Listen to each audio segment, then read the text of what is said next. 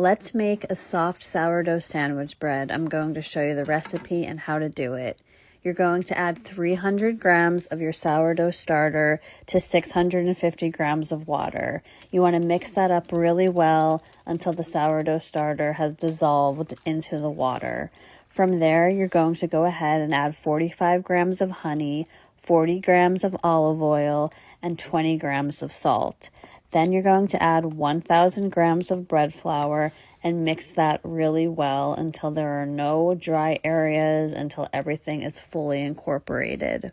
The process of making the soft sandwich bread is very similar to making a regular loaf of sourdough. So once this is mixed, you're going to let it sit for 1 hour, and we're going to do our coil folds just like we would if we were making a standard loaf of sourdough bread.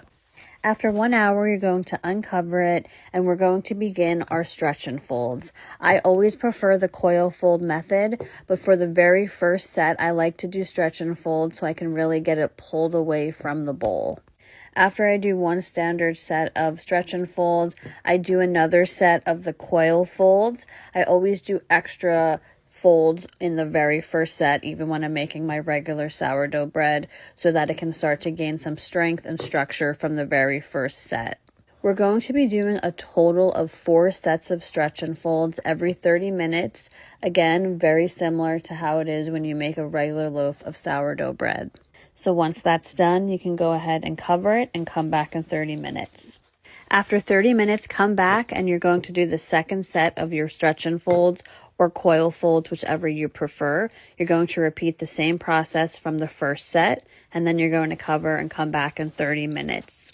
Once 30 minutes is up, you come back, you do the exact same process again. This is the third set of the stretch and folds.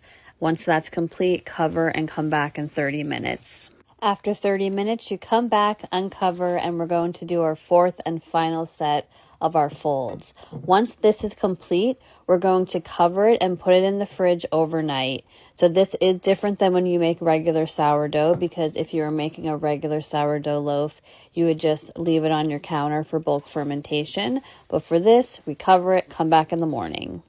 The next morning, you're going to take your sourdough out of the fridge and let it sit out at room temperature for 2 hours. Once 2 hours have passed, you're going to uncover and you're going to look at how beautiful and jiggly that dough is, and you are going to dump it out. I would recommend lightly flouring. I didn't do it here and it was a little sticky, but I ended up doing it on the second shaping and it really made a difference. So again, just lightly flour it. You don't want too much flour getting in the dough.